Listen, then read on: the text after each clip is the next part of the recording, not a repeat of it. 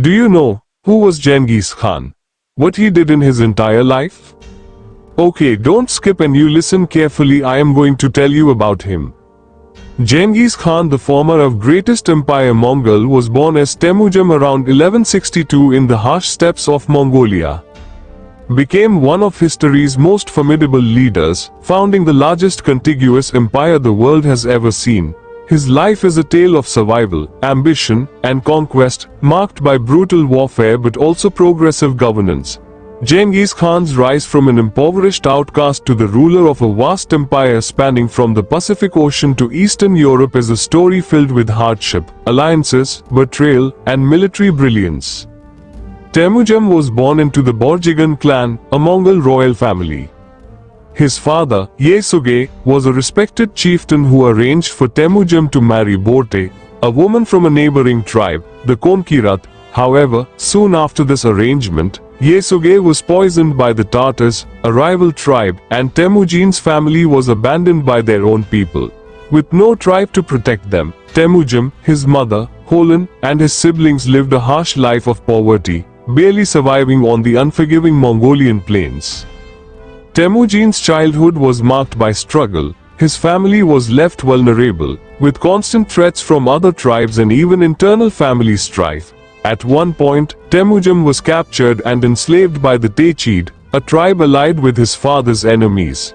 He managed to escape, demonstrating the resourcefulness and resilience that would define his later life.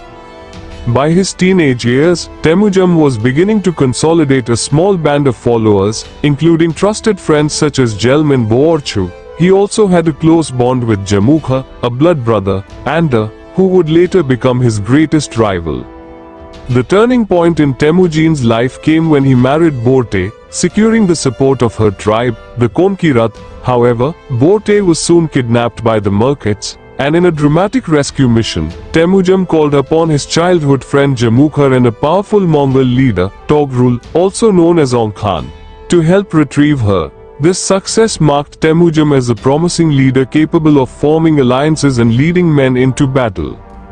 In the years that followed, Temujin slowly built a coalition of tribes, often using both diplomacy and warfare to gain followers. His leadership was marked by his ability to break down traditional Mongolian tribal barriers. He introduced a meritocratic system where loyalty and skill, rather than tribal origin or family background, determined a person's rank. This policy earned him widespread loyalty from lower-class warriors who saw in him a path to power and prosperity. However, his relationship with Jamukha, who still adhered to the old tribal aristocratic system, deteriorated. The two former blood brothers became bitter enemies. In 1186, Jamukha declared war on Temujin, and though Temujin suffered a major defeat in their first encounter, it set the stage for his future rise. Over time, Temujin rebuilt his forces and eventually defeated Jamukha, though their rivalry would persist for years. By 1206, after years of warfare, strategic marriages, and the absorption of smaller tribes, Temujin succeeded in unifying the majority of the Mongol tribes under his leadership. It was at this time that he was declared Genghis Khan, meaning universal ruler, at a Grand Khurultai, a tribal council. This event marked the formal beginning of the Mongol Empire. Genghis Khan's early rule was focused on consolidating his power and reforming Mongol society. He abolished the aristocratic privileges of the Mongol nobles and implemented laws to unify his diverse followers. The Yasa, his legal code, was aimed at maintaining discipline and loyalty. He also fostered trade and communication, allowing his empire to thrive not only through conquest but also through commerce. Genghis Khan is most remembered for his military campaigns, which reshaped the medieval world. His conquests began with his old enemies, the Tatars and other Mongol tribes. However, his ambitions quickly extended beyond the Mongolian plateau. Genghis Khan's first major foreign target was the Jin dynasty in northern China, which controlled vast territories and was considered a regional superpower. In 1211, Genghis Khan launched a massive invasion of the Jin Empire. The Mongol army was small compared to the Jin's forces, but it was highly mobile, adaptable, and ferocious. Genghis Khan used psychological warfare and cunning military strategies to win battles against numerically superior forces. The siege of Jomdu in 1215 was one of the most significant victories of this campaign. The Mongols ravaged the Jin territories, forcing the Jin emperor to flee south.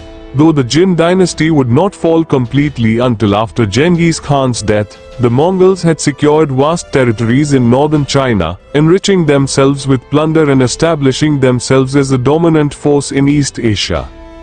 After subduing the Jin, Genghis Khan turned westward towards Central Asia. In 1218, the Khwarezmian Empire, which ruled parts of modern-day Iran, Turkmenistan, Uzbekistan, and Kazakhstan, became Genghis Khan's next target. Relations between the Mongols and the Khwarezmian Shah, Ala ad-Din Muhammad, had initially been friendly, with Genghis Khan seeking to establish trade relations. However, when a Mongol trade caravan was attacked, and its merchants killed on the orders of a Khwarezmian governor, Genghis Khan retaliated with brutal force. The Mongol invasion of the Khwarezmian Empire in 1219 was swift and devastating. Genghis Khan employed highly effective siege tactics, using captured engineers to build siege engines. His army obliterated Khwarezmian cities such as Bukhara, Samarkand, and Nishpa, massacring their inhabitants and dismantling the once powerful empire. This campaign expanded the Mongol Empire into Persia and left Central Asia in ruins. Following the destruction of the Khwarezmian Empire, Genghis Khan continued his campaigns into the Islamic world. His armies marched into the Caucasus and even into parts of Eastern Europe. The Mongols defeated Georgian forces and launched raids into the Kievan Rus, terrorizing cities such as Kiev and Ryazan. Although these regions were not fully incorporated into the Mongol Empire at this time, they suffered massive destruction that weakened them for future Mongol invasions. Administration and legacy. Despite his reputation as a ruthless conqueror, Genghis Khan was also a forward-thinking ruler who implemented progressive policies within his empire. He promoted religious tolerance, allowing people of different faiths to practice freely. He understood the importance of commerce and established trade routes that connected the East and the West, such as the famous Silk Road. Genghis Khan's empire became a hub of cultural and economic exchange, where goods, ideas, and technologies flowed freely across vast distances. He also implemented a postal system, known as the Yam, to facilitate communication across his vast empire. This system allowed for rapid transmission of messages and orders, which was essential for the governance of such a large territory. Genghis Khan died in 1227 under mysterious circumstances during a campaign against the Western Xia dynasty in northwestern China. Some sources claim he fell from his horse, while others suggest he was wounded in battle. His body was returned to Mongolia, and his burial site remains one of history's great mysteries, as it was kept secret according to his wishes. Before his death, Genghis Khan divided his empire among his sons, with his third son, Ogedei, chosen as his successor.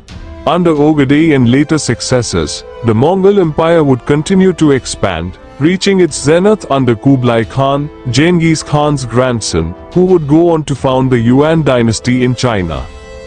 Genghis Khan's impact on the world is immeasurable. His empire reshaped the political and cultural landscape of Eurasia.